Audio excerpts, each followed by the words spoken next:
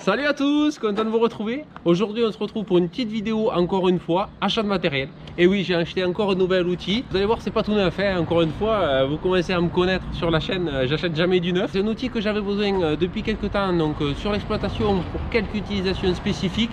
Vous avez dû sûrement le voir en miniature, hein, si je l'ai mis. Ce nouvel outil donc qui va me permettre de faire quelques traitements donc spécifiques sur certains légumes. Donc je vous montre tout ça. Il y en a, ils vont avoir les yeux qui pleurent et les oreilles qui saignent. C'est pas un outil tout neuf, il est fonctionnel. Bref, je vous le montre juste après. Juste avant, merci encore à tous pour la communauté qui grandit en plus chaque semaine un petit peu plus. Vous êtes nombreux à vous rajouter sur la chaîne, à faire des commentaires, à vous dire que le contenu vous plaît. Donc vraiment, je suis content et merci encore à tous. J'essaye de faire au mieux, voilà, des vidéos un petit peu qui changent sous différents formats, un petit peu présentation, un petit peu travail. Bref, vous commencez à la connaître comment ça se passe. J'essaye un petit peu de varier le contenu, voilà, pour faire un petit peu du contenu qui change un petit peu chaque semaine. J'ai gardé le format encore 2 vidéos par semaine. Bon, ça reste une petite charge de travail. Maintenant, je ne sais pas si je pourrais les continuer encore quelques temps. Bon, là, le travail commence à vraiment s'accélérer pour nous les légumes. Bon, voilà, si vous savez qu'il n'y en a plus le mardi, c'est que voilà, il y aura sûrement une vidéo un petit peu plus grosse le vendredi et un petit peu mieux finie. Si je peux vous en faire encore le mardi, je vous en ferai. Bon, bref, il suffit de discuter. Maintenant, on passe, je vous montre l'outil de suite. Attention, il arrive, hein.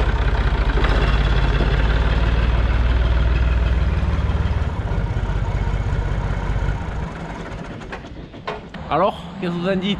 C'est presque neuf, non? Non, je rigole. Bon, bref, commençons un petit peu. Pour ceux qui ne connaissent pas cet outil, donc c'est un pulvérisateur à turbine d'air. Donc je n'avais pas sur l'exploitation. C'est un outil donc qui permet de projeter donc la solution à l'intérieur par le biais de tuyères et qui sont poussées par de l'air ou du vent. Enfin, ça crée un flux d'air qui permet de projeter plus profondément le produit. Pourquoi il me fallait ça? Tout simplement parce que j'ai des cultures des fois un petit peu rampantes, comme les melons, comme certaines tomates, les concombres, qui créent un gros tapis donc végétal. Et lorsqu'on traite par dessus, donc avec une rampe classique, le produit ne passe pas à l'intérieur des plantes et encore moins dessous. Donc pour cela il m'a fallu donc trouver un système. Bon, vous le verrez, là j'avais commencé un petit peu à vous le montrer un peu plus en détail, à bouger les mains parce que c'est composé donc de mains là, il y a des mains là, voilà. C'est un outil donc principalement utilisé à l'époque pour la vigne. Je vous montrerai sûrement des images en même temps. Quand je l'ai reçu, les tuyaux étaient par là, donc ces mains étaient par dessus pour pulvériser par-dessus les souches. Donc cet outil, c'est un pulvérisateur donc de marque Guinard. Pour ceux qui connaissent, enfin du moins c'est la pompe Guinard. Ça a été du groupe Segip, ceux qui connaissent. Voilà, donc j'ai pris cet outil. Pourquoi? Plusieurs raisons. Bon, d'un, je l'ai trouvé à côté de chez moi. Pour une fois, j'ai pas eu besoin de faire 1000 km. Deuxième raison, je l'ai trouvé pas cher. Je vous dirai pas le prix parce que je le dis jamais, mais je l'ai pas trouvé cher, c'était l'occasion. Troisième raison, par contre beaucoup plus importante pour moi, cet outil a toujours été utilisé, du moins dans les derniers temps, sur une exploitation bio. Personne l'avait pour sulfater donc à la bouillie bordelaise dans la vigne, donc une exploitation bio, voilà, de petite échelle. Mais il n'y a eu que des produits bio depuis X temps là-dedans. Donc bon, c'est très bien pour moi aussi parce que s'il y avait eu d'autres produits un petit peu, bon, on aurait pu rincer plein de fois. Mais ça a été donc en plus l'occasion, c'est pour ça qu'il est bien bleu, hein, parce qu'il n'a pas été très bien nettoyé ces derniers temps. Mais bon, c'est pas grave, ça reste que de la bouillie. Et quatrième point, aussi important pour moi, comme vous le voyez, le contrôle périodique des pulvérisateurs, malgré son âge, est à jour. Comme vous voyez, il est valable jusqu'en 2024. Il a été fait donc juste l'an dernier, au mois de février ou mars, je sais plus. Donc il a été contrôlé donc par l'organisme, nous, la personne qui était à la coopérative, donc coopérative viticole. Donc il a été testé, il a été à jour, il est conforme donc sans défaut. Donc pour moi vraiment ça a été top. Donc du coup ça m'a permis voilà, d'avoir un système que je voulais. En plus avec le contrôle et homologué, donc ça c'est parfait. Et le cinquième point, assez important. Certains doivent le trouver très petit. C'est vrai, il fait 200 litres. Pourquoi j'ai pris qu'un 200 litres? Il y en a qui vont me dire pourquoi t'as pas pris un 600 litres, 1000 litres ou 2000 litres. Pourquoi? Tout simplement parce que j'ai au maximum 2 hectares de maraîchage, au pire des cas, à faire avec cet outil. Donc c'est vraiment bien adapté et comme vous le voyez, j'ai pu l'adapter sur le macé. C'est un outil donc voilà, que l'été je me sers moins le macé, mis à part pour les binages. Donc ça me permet d'avoir l'outil pour les traitements, toujours attelé à un tracteur. C'est léger, hein, c'est pas bien lourd à atteler, c'est très facile. Donc ça me permettra de passer dans les rangées aussi avec un outil donc qui est porté. Donc comme on le voit un peu mieux là sur cette partie, donc l'outil est attelé, donc il n'est pas sur les roues. Et ça me permet donc de passer facilement, même dans les mêmes rangs que je passe pour biner les légumes. Donc c'est vraiment adapté. Les mains donc permettent de faire un flux, d'une part, je vous montre derrière, dirigé légèrement vers le bas et 2 rangs vers derrière. Ça me permet aussi, selon les conditions, de traiter jusqu'à 4 ou 6 rangs en fonction du vent à la fois, car la turbine tourne, donc ça je vous le montrerai tout à l'heure quand j'aurai tout réparé. Donc ça permet d'avoir un jet large et puissant, donc pour avoir un traitement dynamique et efficace. Donc par contre il y a plusieurs choses que je veux réparer quand même. Les gaines, enfin c'est les gaines, elles sont pourries et je les change, je ne cherche pas à comprendre. Ça va me péter dans la saison si je fais un faux puits ou quoi. Donc tout ça je vais le changer, je vais vous le montrer tout à l'heure. Je suis allé récupérer les tuyaux et puis après au niveau de la pompe, par contre ça aussi, tous les joints de la pompe avaient été donc changés par l'ancien propriétaire aussi, donc il m'avait fourni les documents. Ça a été fait il n'y a pas longtemps, pareil, donc l'année avant le contrôle. Et donc tous les filtres, il y a même des filtres adaptables. Donc où c'est qu'il est? Attendez, il y a 2 filtres. Donc il y a un filtre à l'intérieur, donc classique, hein, type pulvérisateur standard. Un filtre de ligne donc avant léger. Et en plus de ça, pareil, l'ancien propriétaire avait changé la cardan par une neuve. Elle avait même pas tourné quand je l'ai acheté. Donc bon, mis à part les courroies peut-être qui viendront à peut-être s'abîmer en cours de saison, mais ça je verrai au cas par cas. Donc maintenant ce que je vais faire, c'est enlever toutes ces gaines qui sont toutes vieilles, et je vais chercher les neuves pour pouvoir les changer.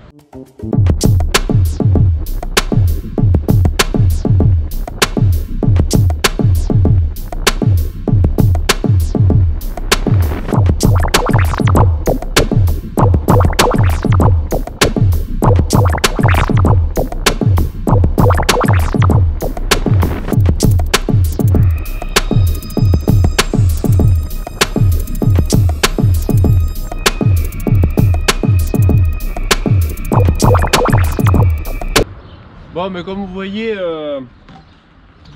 c'était pas quand même de trop, hein. C'est des durites toutes pourries. Elles devaient dater sûrement de l'appareil au mieux ou 10 ans après. Bref, je préfère, je le savais de toute façon qu'il me faudrait le changer. Je préfère partir sur des durites bonnes parce que ceux qui connaissent ces durites, ça a tendance à craquer dans les gros virages. Et c'est toujours bien sûr quand on est en train de traiter que ça arrive. Donc pour éviter ce problème, je vais changer ça par des neuves. Allez, je vais chercher le tuyau neuf. Bon, c'est beaucoup mieux ça, non, quand même? Voyez-moi ça, comme il est tout beau ce tuyau. Bref, maintenant que c'est fait, je vais aller le remonter tout ça. Donc sur l'outil, c'est parti.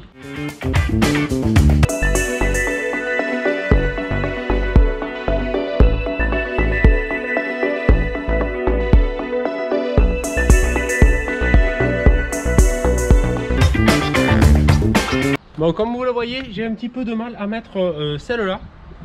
Donc les deux d'en bas doivent être un petit peu différentes parce qu'elles ont exactement le même diamètre que la gaine. Autant celle-là, la latérale, elle rentre quasiment de suite sans forcer. Il doit y avoir, vous voyez, là, elle est presque rentrée, hop, voilà, sans problème.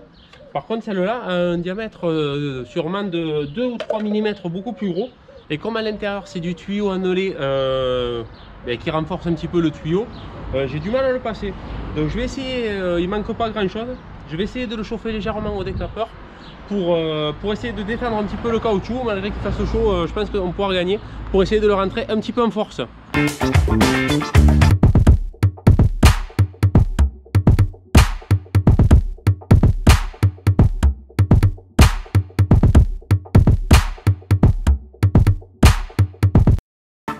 Bon, mais peut-être qu'en accéléré ça paraît rapide, mais pas facile au final, hein. C'était vraiment un peu compliqué, c'est limite, j'ai pu le prendre un petit peu. Je pense que ça, normalement, j'ai du tuyau en 60. Je pense qu'idéalement, il aurait fallu du 63.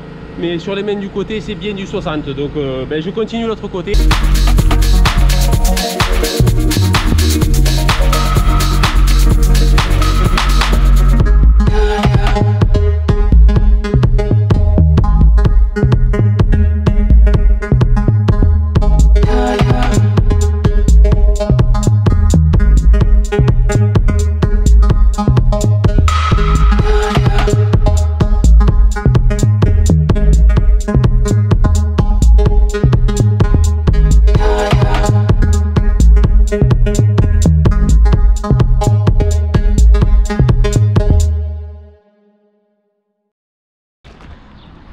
Bon, mais comme vous avez vu, c'était pas de la tarte.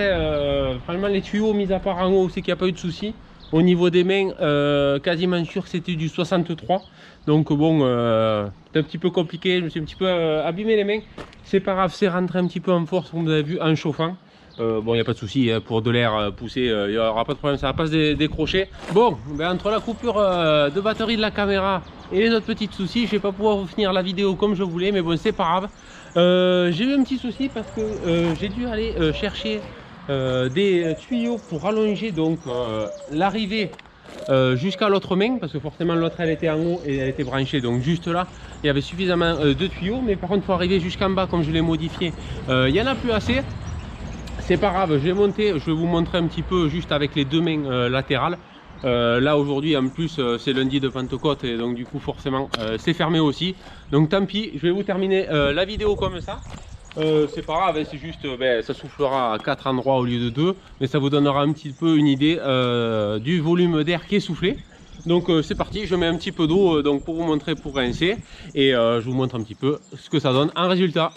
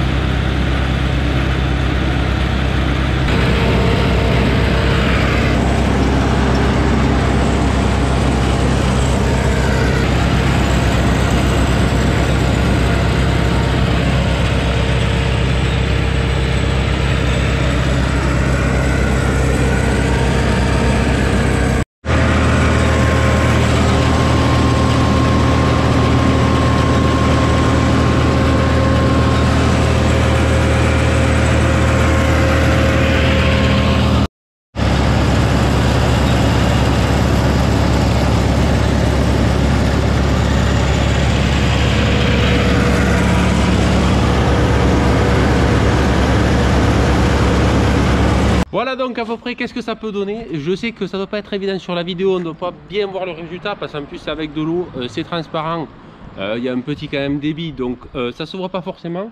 Bon, vous le voyez un peu au sol, ça mouille quand même suffisamment avec le vent, donc ça ira très bien. Bon, je rappelle aux personnes qui pensent qu'en bio on ne traite pas ou autre, c'est faux.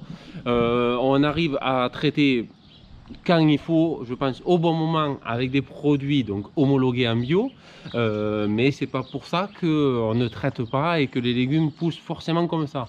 Actuellement, j'ai fait qu'un traitement de bouillie bordelaise sur les tomates et sur les pommes de terre, donc classique, hein, avec du cuivre bouillie bordelaise comme tout le monde connaît. Pour le moment c'est tout.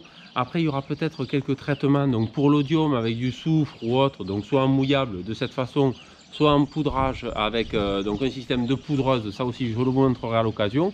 Bon là le système n'est pas tout à fait fini, hein, comme je vous ai dit, avec les 2 mains supplémentaires, il y a encore un mouillage un petit peu plus supplémentaire.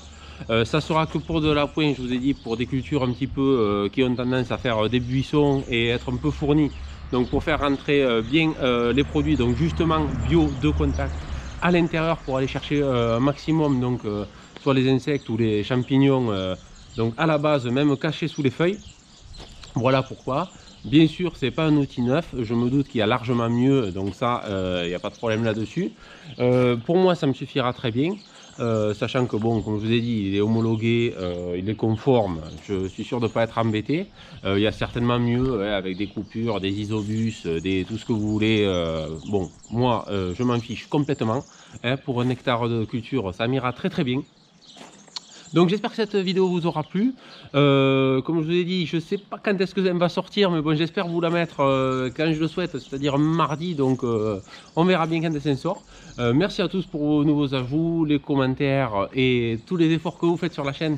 Merci à vous, c'est grâce à vous aussi. Donc moi je vous dis certainement à vendredi. On va faire un petit peu de travail de champ, donc un petit peu d'entretien du maraîchage. Donc je vous montrerai tout ça. Donc moi je vous dis à très bientôt, à la prochaine. Ciao ciao.